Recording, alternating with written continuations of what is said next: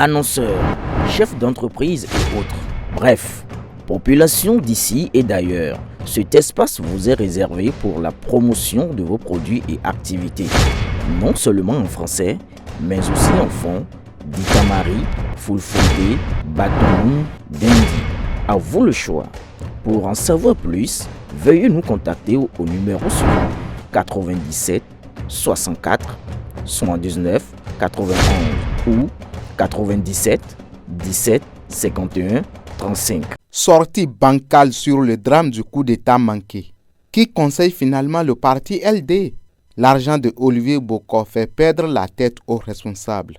Que ferait un parti politique d'obédience démocratique face à un complot de coup d'État, même si celui-ci visait un adversaire politique?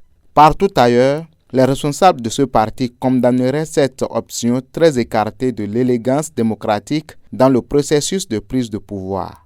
Aussi, à partir du moment où des Béninois, à l'issue des enquêtes préliminaires, de passage devant le procureur spécial, devant le juge d'instruction et celui des libertés et de la détention, ont été placés sous mandat de dépôt, c'est qu'il y a eu suffisamment de moyens pour conclure de la présomption d'une tentative dangereuse. Même si le collectif des avocats de la défense des personnes incarcérées n'a rien trouvé d'arbitraire dans le processus qui a conduit à leur mise sous mandat de dépôt.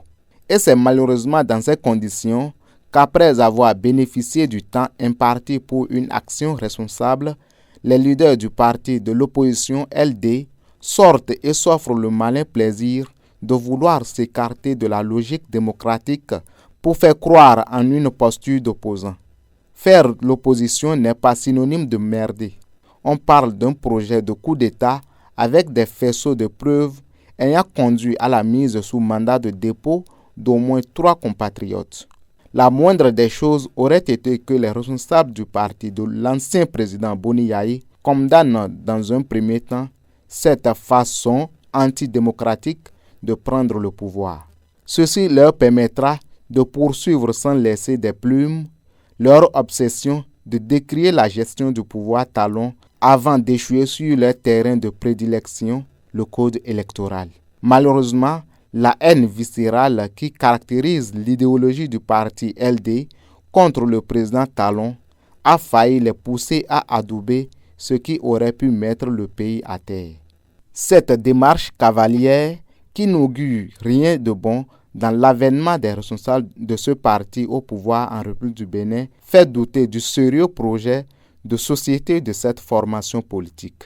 Il n'en fallait pas plus pour corroborer la thèse de l'influence de l'argent de l'ancien bras droit du président Talon dans la galaxie démocrate.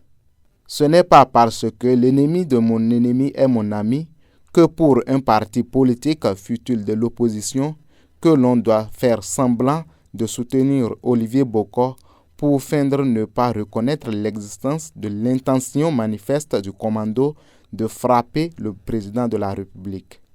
C'est donc à raison que tout le monde se demande qui conseille politiquement ce parti de l'opposition pour que les responsables tombent facilement si bas. À suivre, Aboubakar Takou.